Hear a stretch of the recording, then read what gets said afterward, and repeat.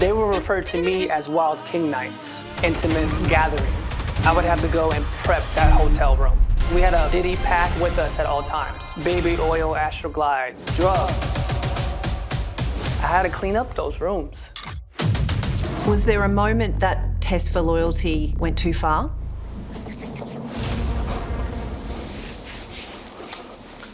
It was frightening because I saw his eyes. His eyes, they were just black.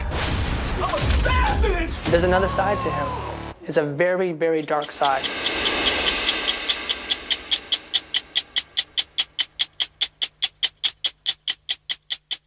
Hello and welcome to Extra Minutes. I'm Christina Ahern, and today we are talking about a case, a court case, which has captured the world's imagination. I'm talking about Sean Combs, as also known as Diddy, also known as Puff. And I'm joined by 60 Minutes producer Sammi Taylor. Hey, hello Christine. to you. Now, Sammi, you have been investigating this for a while now. I have, yeah. We've been doing stories about Diddy, P. Diddy, Puff, Love, Sean Combs. He has so many different names that he goes by for the last year. And it's, this case kind of has just had so many twists and turns and feels like it gets wilder and more graphic, really, by the day. It does get very graphic, particularly when we're talking about the federal trial, which is currently underway. Can you tell us, for those that might not be covering it as closely, what this criminal trial is all about? Yeah, so look, if we go back kind of not quite to the beginning, but to the end of 2023, Diddy's ex-partner, Cassie Ventura, filed a lawsuit that alleged some pretty awful things that had happened to her during her relationship. And that lawsuit was very quickly settled. And I think perhaps a lot of people at the time thought that the story had all come over. and gone. Yeah, and it wasn't until, months went by and more kind of people, I suppose, felt empowered by Cassie speaking out and sharing her story in the first place, that they could then come forward and share their stories too. And the way that all played out was by federal raids that were undertaken on Diddy's homes, both in LA and in Florida, and a lot of evidence gathered, obviously, by the FBI. By the FBI in those raids. And from that point, we then see a federal indictment come down and charges laid against Diddy. Charges of sex trafficking, racketeering, conspiracy, really serious alleged crimes.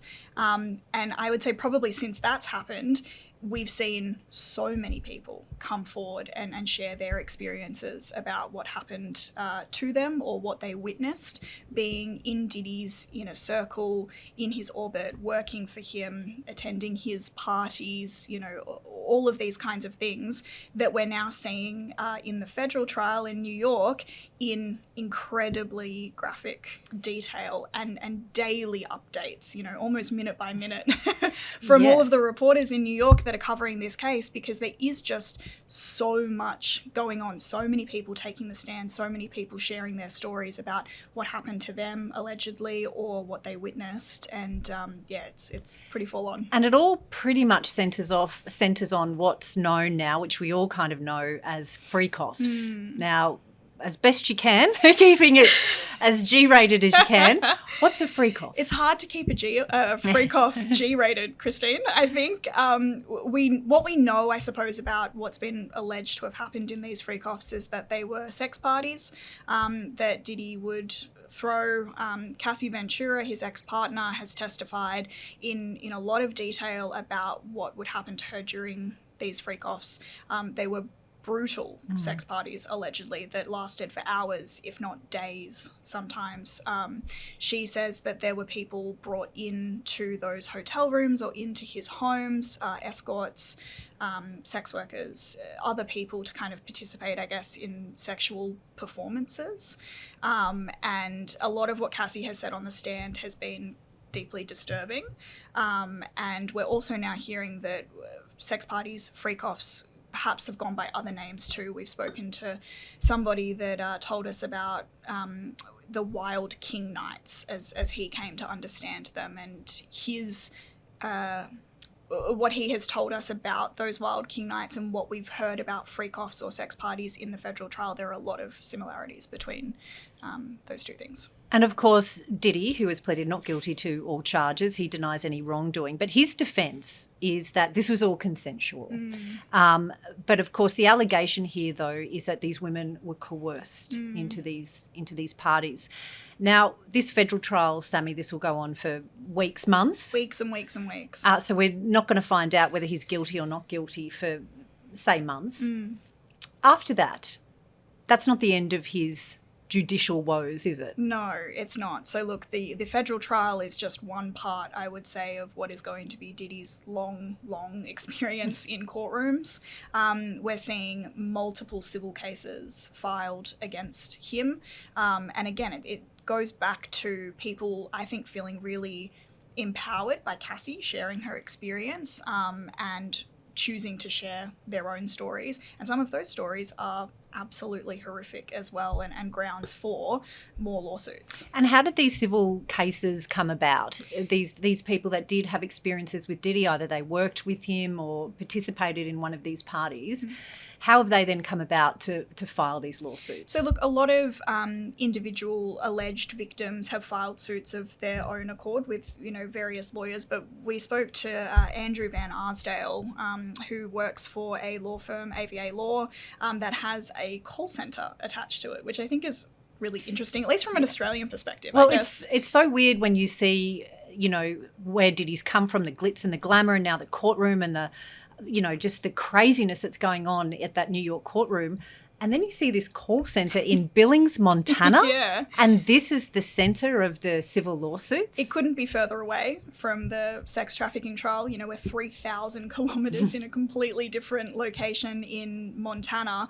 And essentially what that law firm and that call centre have done is put out some ads on social media, done a press conference, kind of shared the word that they were on top of this case, I guess, and aware of these kinds of allegations that were being made. And I think they could never have anticipated the amount of calls that came in as soon as that indictment was handed down, even before the indictment was handed down, and in the months since. Because it was 15,000 calls. This call centre got 15,000 calls about alleged wrongdoing of Sean Diddy Combs. It's huge. It's kind of unbelievable when you think about it. And it's not to say that those 15,000 calls were all individual experiences of alleged abuse. It is a lot of people that perhaps were at parties, at events, say, actually, I saw something 20 years ago that I think I should probably tell somebody about. And all of that information is being used to kind of corroborate evidence and help people like Andrew, the attorney, build these lawsuits. Yeah, one thing I found interesting with Andrew Van Arsdale is how you sort through, when we were talking to him about how you sort through all these calls to make sure you're only getting the ones that are legitimate. But, people have to have receipts, they have to have text messages, sometimes video evidence to prove what they are alleging. And out of that, Andrew Van Arsdale is representing quite a number of people that are now suing Diddy. Yeah, he's taken on already 37 lawsuits, civil lawsuits against Sean Combs, and he anticipates that after the federal trial ends, regardless of what the result is there, that we're going to see a lot more lawsuits filed and a lot more people hundreds come forward. More. I mean, that's hard to imagine. He's saying hundreds more, especially if Diddy is found guilty. I mean, you have to think how long is this? Is he going to be in court for? How long is P. Diddy going to be in court for once this is all over? Years and years. We're looking at a federal trial here that's going to take somewhere between 8 to 10 weeks. 37 civil cases. I think it's over 60 civil cases now that have been filed against Sean Combs that are waiting, essentially, to see what the outcome of the federal trial will be and to see when they might have their opportunity to be in court and have their story heard. One of those that is suing P. Diddy is his executive assistant. Senior executive assistant was his title. He was in that job from 2019 to 2021. He has an amazing story to get, Sammi. You've been pursuing him for a while. How did you get him to agree to this interview in 60 Minutes Australia? Yeah, I think for a lot of the people attached to this story and attached to this case, these are secrets that they've been sitting on for a really long time. We spent a fair bit of time last year speaking with other people that had worked with Sean Combs, that were, had been at his parties or had interacted with him in some way, and were starting to feel like they had the opportunity to share their story. We're seeing a lot of that now, with streaming services releasing documentaries and a lot of reporting, obviously, on the federal trial. But I think what really sticks out to me is that people really just want the opportunity to have their stories heard and understood and hopefully believed. And I think for Phil Pines especially, he had such a horrible time, from what he told us, working for Diddy for those 2 years and sat with that information for such a period of time that he felt like he had to share it. He couldn't kind of sit on that secret any longer. He needed to talk about what he'd experienced. And I think Phil's story, Phil is filing his own civil lawsuit, and so he will see justice hopefully in that way as well. But for Phil, it was about speaking out. It was about, making sure that he had the opportunity to tell people about what he'd seen and what he'd experienced, and then also to talk about the fact that it had such an effect on him that it was driving this mental health message that he, wants so badly to share.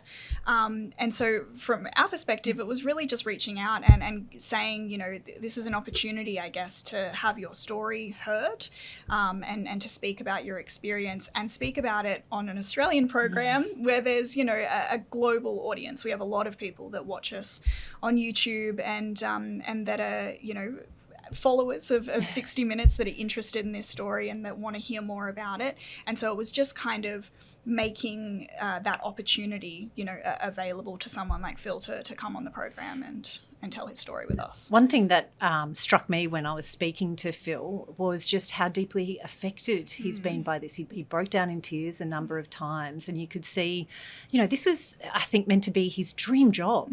This was, and like so many of other people that have been affected by Diddy, I don't think they realise, others, don't realise that Diddy's the kingmaker. He can make your career, he can break your career. And I think that might go some way to explain to people why people like Phil Pines just couldn't say no, because Sammi, it was, you were in that interview with me, you were sitting right beside me. You heard some of the graphic detail that Phil went through, that Phil described and what he had to go through. And as you said, you can see how much it's affected him. He's had a really hard time coming to terms with his experience, and I think it's obviously been empowering and hopefully liberating for him to get to speak about it and really share that with us. Phil told us about a incident that he'd seen in Miami in Florida, where he witnessed Diddy, his boss, be violent towards a woman, towards a female guest, and you could see that had really stuck with him and really affected him. And I think a lot of people we've spoken to that have been in Diddy's orbit, there was this implied threat almost that if you crossed him, you wouldn't have a career in the music business. You wouldn't have a job with him or anywhere else. And I think that kept a lot of people silent. It kept a lot of people very afraid of what would happen to them because they had witnessed violence. They had seen things that scared them. And another person who had that very exact experience was Sarah Rivers. And I think what struck me was, she basically starred in Making the Band, which was an MTV show which Diddy was executive producer of. This is the early 2000s. Yeah. This is going back 2 decades, and she's kept that secret for that long. And again, we also saw how deeply affected she was in the interview as well. And told us that she had essentially felt stuck for the last 20, 21 years in that period of time, that, she told us about an experience that she had with Sean Combs, where essentially she says he cornered her in a recording studio and sexually harassed her. And you could see when she was telling us that story how affected she was by it, how distressed she was by it, how upset it still makes her. And I think on top of being upset, obviously, about that experience, something that was deeply upsetting to her was that she felt she never got to the level in the music industry and in the music business that she could have because of her experiences with Diddy and with Bad Boy and with making the band. You know, she felt essentially that she had been blacklisted from the industry, and music was her love. You know, singing was something she loved to do and is very, very good at, and could have had a really long and you know, huge career with, and she feels like she was never given that opportunity because of what happened to her. And of course, she is another one personally suing Sean Diddy Combs. You just wonder where this is going to end, because Andrew Van Arsdale, the lawyer who's representing at the moment the bulk of the lawsuits, he told us, he said, look, I'm not in the business of bringing frivolous lawsuits against Combs. So he is confident of the evidence that he's got so far. Just finally, Sammi, is this something that's going to go on obviously for months, but potentially years? I think so. I think we'll see, as Andrew told us, more people come forward, more lawsuits be filed in a civil court, regardless of what the result is in the federal court. And I think we might be following this story. Yes, I think so. But it's already been a couple of, you know, a year and a half. It will potentially be a lot longer than that. Don't throw away those contact details just yet, Sammi. Thank you so much for your Christine. time. And if you want to watch the full story on Sean Diddy Combs, make sure you watch our 60 Minutes YouTube channel or catch up on 9 Now.